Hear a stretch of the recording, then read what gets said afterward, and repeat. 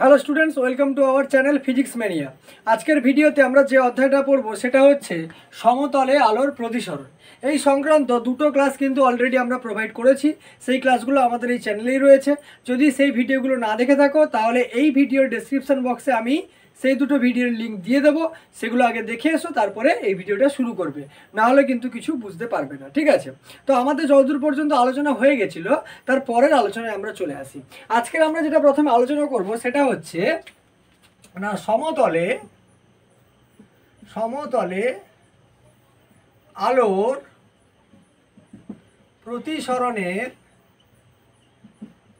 প্রতিসরণের জন্য গঠিত প্রতিবিম্ব। অর্থাৎ সমতলে আলোর প্রতিসরণের ফলে প্রতিবিম্ব কিভাবে গঠিত হয় সেই সম্পর্কে আমরা আলোচনা করব। প্রথম যে কেসটা নিচ্ছি সেটা হচ্ছে, মনে করো আমাদের লক্ষ্যবস্তু রয়েছে ঘনমাধ্যমে ও আমাদের চোখ রয়েছে লঘু মাধ্যমে। কথাটার অর্থ কি? কথাটার অর্থ তোমরা ছবি আঁকলেই বুঝতে পারবে। দেখো, মনে করো আমার কাছে কোনো একটা পাত্র আছে, ঠিক আছে, আমার কাছে একটা পাত্র রয়েছে, বড় একটা পাত্র রয়েছে।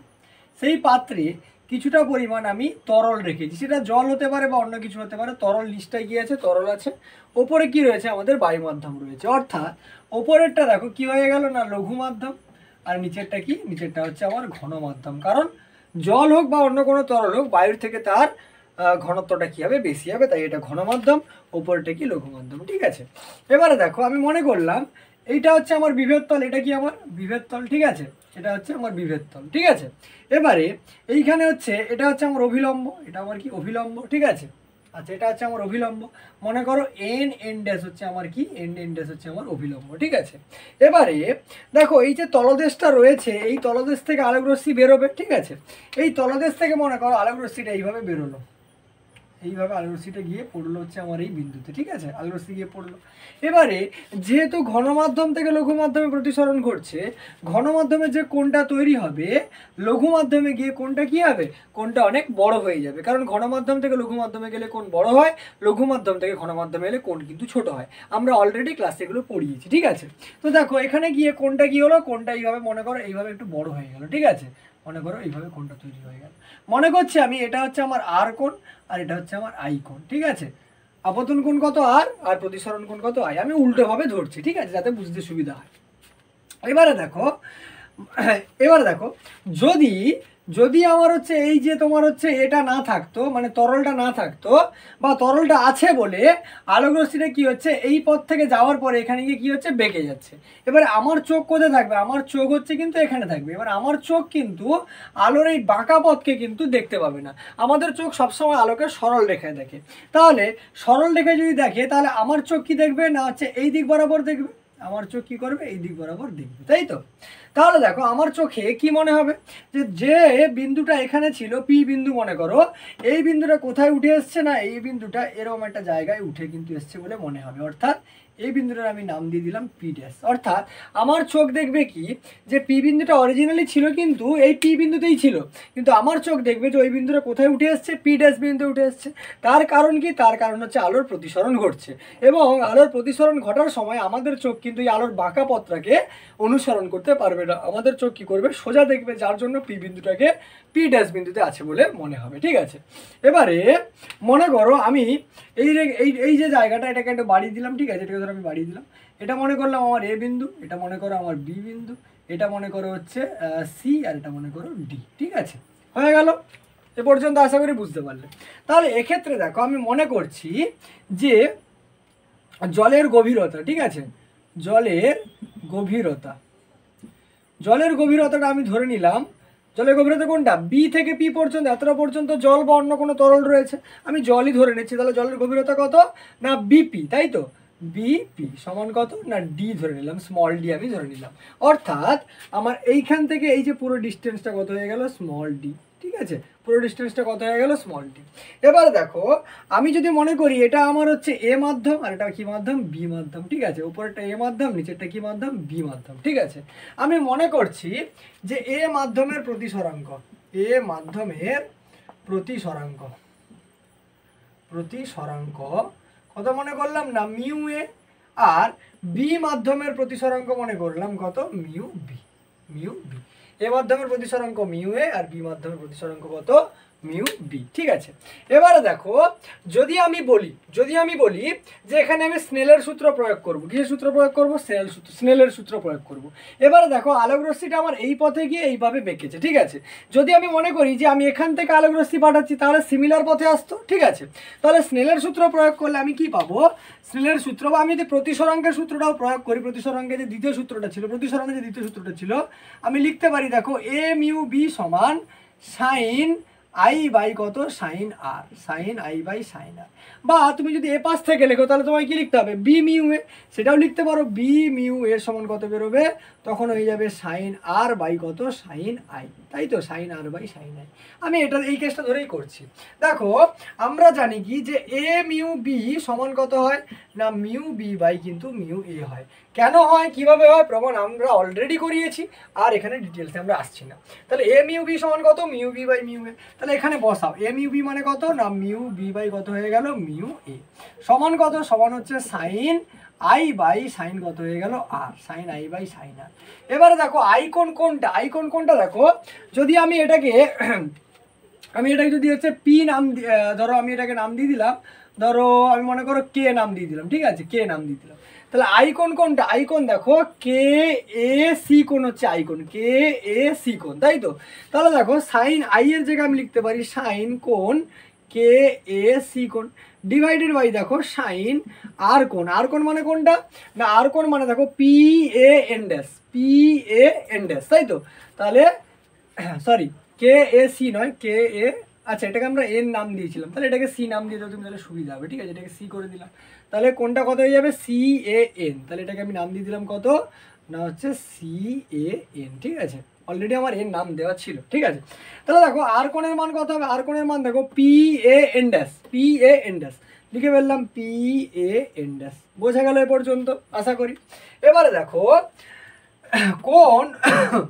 কোণ সি এ এন সমান দেখো কোনটা বলছি, কোণ সি এ এন, এই কোণটার মান কত আই, এই কোণটা দেখো কার সঙ্গে সমান হবে, এই কোণটা দেখো তোমার পি ড্যাশ এ এন ড্যাশের সঙ্গে কিন্তু সমান হবে, কোনটার সঙ্গে সমান হবে P dash A N dash, কারণ দেখো এটা তো একটা লম্ব, এইভাবে ছেদ করেছে মানে কিরকম চিত্রটা তৈরি হচ্ছে, এরকম একটা চিত্র তৈরি হচ্ছে, অর্থাৎ এই কোণটা যা হবে এই কোণটা কি হবে তাই হবে, তোমরা জানো।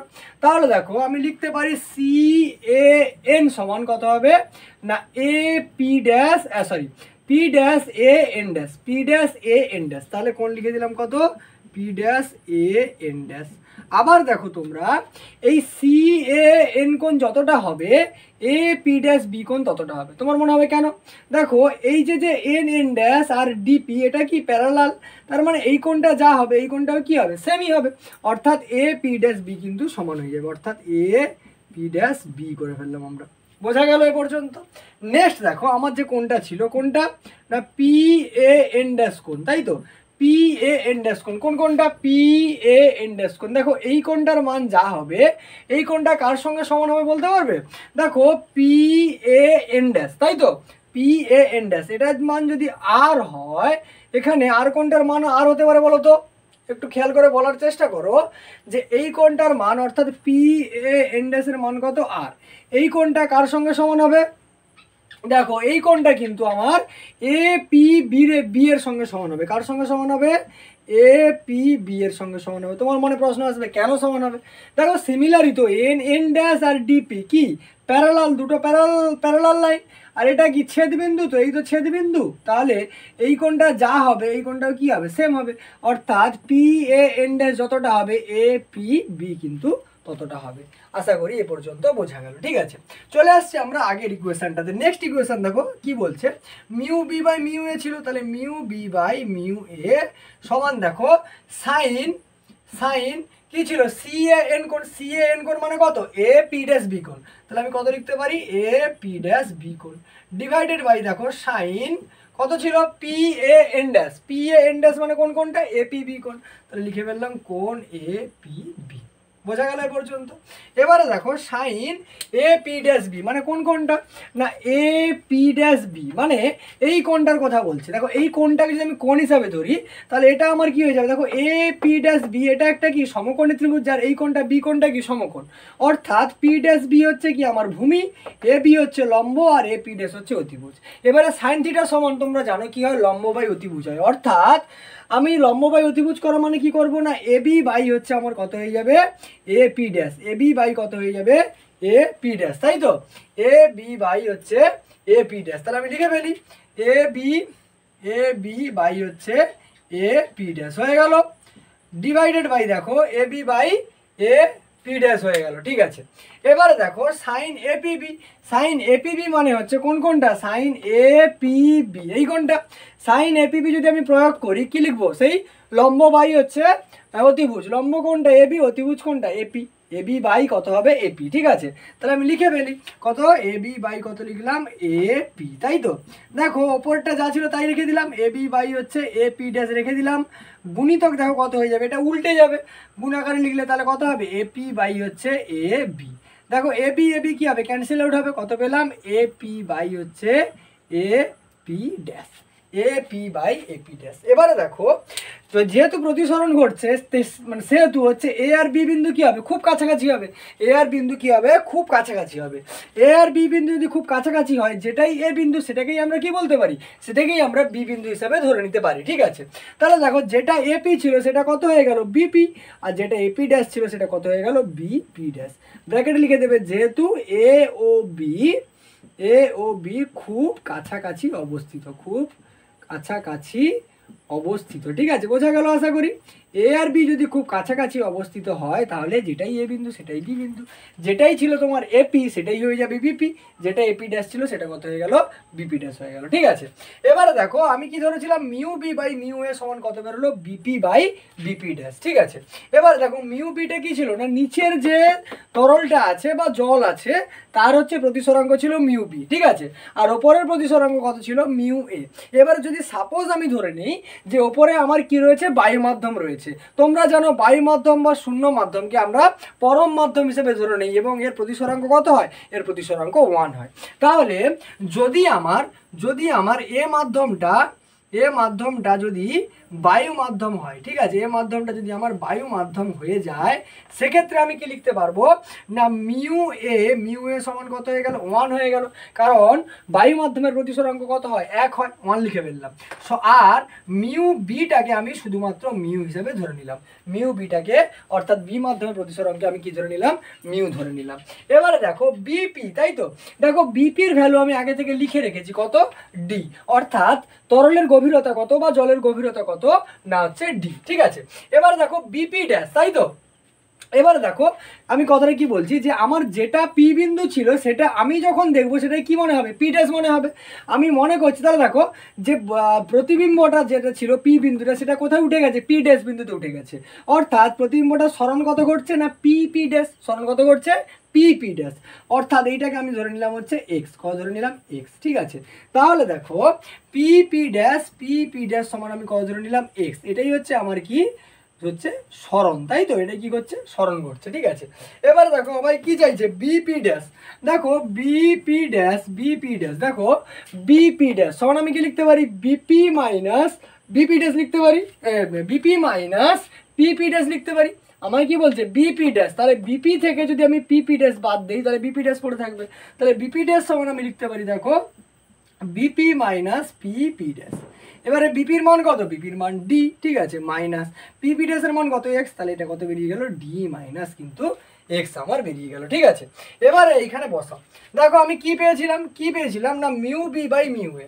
এবারে মিউ বির মান কত মিউ বির মান হচ্ছে মিউ, আমি ধরে নিলাম মিউ। ঠিক আছে, ডিভাইডেড বাই মিউ এর মান কত 1, তাহলে আমি কিছু লিখলাম না, তাহলে মিউ সমান আমার কত বেরোলো দেখো ওপরে কত ছিল বিপির মান কত না ডি, তাহলে মিউ সমান ডি বাই তোমার কত ছিল বিপি ড্যাশের মান কত ডি মাইনাস এক্স, তাহলে ডি বাই কত হয়ে গেল ডি মাইনাস কিন্তু এক্স হয়ে গেল, sorry D by D minus x হয়ে গেল। ঠিক আছে, দেখো এখান থেকে যদি আমি ক্যালকুলেশন করি আমার দরকার কিসের মান না এক্সের মানটা আমি বের করবো, অর্থাৎ প্রতিবিম্বটার কত সরণ ঘটেছে। তাহলে দেখো কোণাকোণে যদি আমি গুণ করে দেই তাহলে কত বেরোবে না mu D minus mu x সমান কত হবে ডি। এখান থেকে আমি কি পাবো দেখো যে মাইনাস মিউ এক্সটাকে ওপরে নিয়ে চলে যাও, কি হবে প্লাস মিউ এক্স হয়ে গেল। মিউ এক্স সমান দেখো মিউ ডি ছিল, অলরেডি মিউ ডি ছিল দেখে দিলাম, ডিটা ধরে এলে মাইনাস ডি হয়ে গেল। এখান থেকে দেখো আমি কি পাচ্ছি, এখান থেকে পাচ্ছি দেখো যে আমার মিউ এক্স, তাহলে এক্স সমান আমি কত পাবো, ওপরে দেখো দুটোতেই ডি ছিল, ডিটাকে কমন নিয়ে নাও, তাহলে ডি কমন চলে এলো, ওপরে কত থাকলো mu minus one divided by দেখো মিউ এক্সের সঙ্গে গুণ ছিল, ওপরে গিয়ে কী হবে ভাগ হবে, তাহলে বাই কত হয়ে গেল মিউ। এখান থেকে দেখো আমরা এক্স সমান কত পাবো না ডি আমার বাইরে থাকলো, তাহলে mu minus one by mu, মানে মিউটা মিউ এর সঙ্গেও ভাগ আকারে আছে একের সঙ্গেও ভাগ আকারে আছে, তাহলে মিউ বাই মিউ করলে কত হয়ে যাবে one minus one by mu. ঠিক আছে, তাহলে দেখো আমার এক্স সমান কি বেরিয়ে গেল D into one minus one by mu. ঠিক আছে, আশা করি এ পর্যন্ত বুঝতে পেরেছো, যদি না বুঝতে পারো ভিডিওটা একবার আরেকবার ঘুরিয়ে দেখো তাহলে কিন্তু বুঝতে পারবে। ঠিক আছে, তাহলে আমরা দেখতে পেলাম যে প্রতিবিম্বটার কতটা সরণ ঘটলো না এক্সের মানটা কত না D into one minus one by mu. ঠিক আছে, যে তাহলে একটা জিনিস বুঝতে পারছো যে এই যে এক্সের মানটা পার্শ্ব সরণটা কোন কোন বিষয়ের উপর নির্ভর করবে, পার্শ্ব সরণটা তোমার হচ্ছে যে তরল যদি আমার বায়ু মাধ্যম থেকে হয় তাহলে যে তরলটা নিয়েছো সেই তরলটার প্রতিসরাঙ্কের উপর নির্ভর করবে, আর হচ্ছে যে তরলটা নিয়েছো সেই তরলের গভীরতা কতটা তার উপরে কিন্তু ওটা নির্ভর করছে। ঠিক আছে, আশা করি এ পর্যন্ত তোমাদের ধারণাটা ক্লিয়ার হলো। এবারে দেখো যদি যদি আমি মনে করি দেখো এখানে আমি একটা মাধ্যম নিয়েছি তাই না, যে একটা তরল আছে, এবার আমি মনে করলাম যে আমার কাছে অনেকগুলো তরল আছে, বায়ু মাধ্যম থেকে হচ্ছে ঠিকই কিন্তু অনেকগুলো তরল আছে, মানে প্রথম ধরো একটা তরল আছে, তার নিচে একটা তরল আছে, তার নিচে একটা তরল আছে, এরকম ক্ষেত্রে যদি হয়, যদি আমি তাহলে এটা আমার কিন্তু অলরেডি বেরিয়ে গেল, এটা আমার বেরিয়ে গেল। ঠিক আছে, এবারে দেখো যদি আমি কেসগুলো চলে আসি, এক নম্বর কেসের কথা আলোচনা করি, যে আমার কাছে মনে করো তিনটে হচ্ছে ধরো মনে করো আমার কাছে এ রয়েছে, তিনটে হচ্ছে মাধ্যম রয়েছে, তিনটে মাধ্যমের ব্যাসার্ধ কত কত মানে গভীরতা কত কত না একটা ডি ওয়ান একটা ডি টু আর একটা কত ডি থ্রি। ঠিক আছে, সেগুলোর প্রতিসরাঙ্ক কত মনে করো মিউ ওয়ান আর মিউ টু আর হচ্ছে মিউ থ্রি। ঠিক আছে, তাহলে পার্শ্ব সরণ কতটা ঘটবে, পার্শ্ব সরণ ঘটবে এক্স সমান কি আছে দেখো D into one minus one by mu, তাহলে ডি ওয়ান ইন্টু কত হবে one minus one by mu one, plus কত হবে D two into one minus one by mu two, plus কত হবে না D three into one minus one by mu three. ঠিক আছে, এটাকে আমরা একসঙ্গে কীভাবে লিখতে পারি, দেখো একসঙ্গে আমরা এভাবে লিখতে পারি যে summation of D I into one minus one by mu I, যেখানে আই ইজিক্যাল টু ওয়ান থেকে এন পর্যন্ত, মানে এখানে অ্যাকচুয়ালি 3 পর্যন্ত হয়েছে, আমি যদি এন সংখ্যক নিতাম তাহলে কত পর্যন্ত হতো না এন পর্যন্ত হতো, তাহলে এটা 3 লিখে দিচ্ছি আমি। ঠিক আছে, এটাকে জেনারেলাইজ ফর্ম যদি আমার এন সংখ্যক থাকে তাহলে কীভাবে লিখতে পারবো summation of I equal to one to N D I into one minus one by mu I. ঠিক আছে, তাহলে এ পর্যন্ত মোটামুটি আশা করি তোমরা বুঝতে পারলে। ঠিক আছে, আচ্ছা এবার দেখো যদি আমি একটা এক্সাম্পল নিয়ে নিই, যেরকম বায়ু মাধ্যমের সাপেক্ষে জলের হচ্ছে প্রতিসরাঙ্ক কত হয় না, বায়ু মাধ্যমের সাপেক্ষে জলের প্রতিসরাঙ্ক হয় 4/3, কত হয় 4/3। আমি একটা এক্সাম্পল নিয়ে নিচ্ছি তোমার ক্ষেত্রে। ঠিক আছে, তাহলে বায়ু মাধ্যমের সাপেক্ষে জলের প্রতিসরাঙ্ক মিউ সমান কত হয় 4/3 হয়ে যায়। তাহলে ঠিক আছে, তাহলে এক্ষেত্রে বস্তুর কতটা প্রতিসরণ ঘটবে তুমি বোঝার চেষ্টা করো।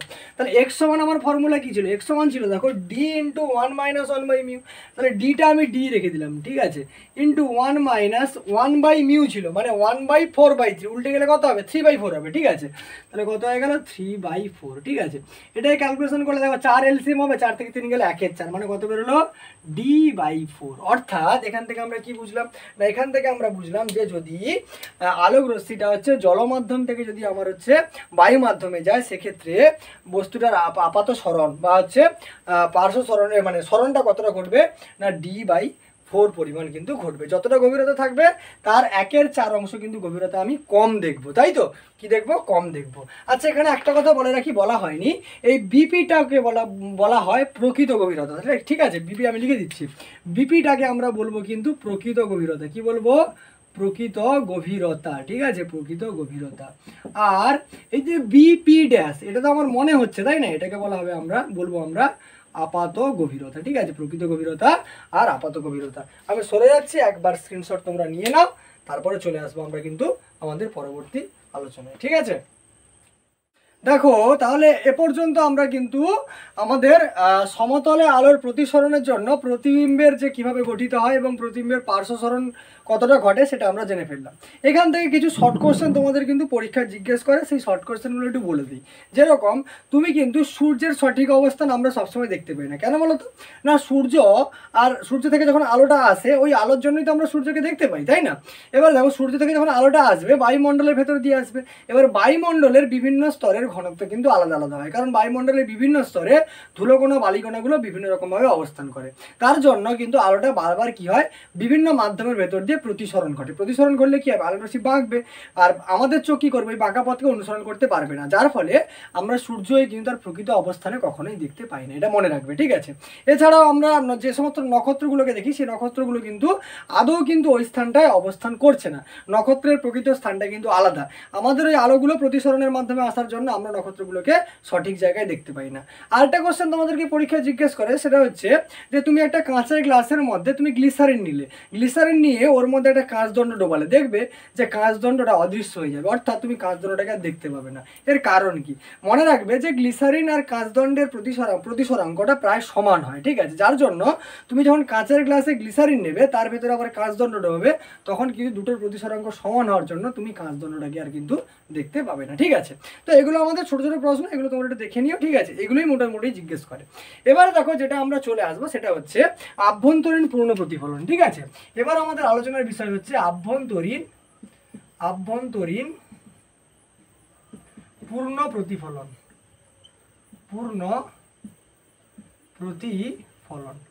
যাকে ইংরেজিতে বলা হয় টোটাল ইন্টারনাল রিফ্লেকশন, ঠিক আছে, টোটাল ইন্টারনাল রিফ্লেকশন। দেখো তোমার মনে হতে পারে যে সমতলে আলোর প্রতিসরণের ক্ষেত্রে আবার প্রতিফলন থেকে চলে এলো, তাই না? তো দেখো এটা খুব ইজি জিনিস, ঠিক আছে, কারণ এটা তুমি প্রতিসরণ না জানলে এটা কিন্তু বুঝতে পারবে না। দেখো প্রতিসরণ পড়তে পড়তে কেন তাহলে আমরা প্রতিফলনের কথা বলছি, দেখো সমতলে আলোর প্রতিফলন এটা আমরা জানবো, তাই তো। দেখো এটা পড়ার আগে তোমাকে একটা ছোট্ট একটা জিনিস বলি, যে মনে করো আমার কাছে এরম একটা বিভেদ তল রয়েছে, ঠিক আছে, যার ওপরেরটা রয়েছে ঘনমাধ্যম আর নিচেরটা কি লঘু মাধ্যম, ঘনমাধ্যম আর কি লঘু মাধ্যম, ঠিক আছে, এটা মনে করো অভিলম্ব, এটা মনে করো কি অভিলম্ব।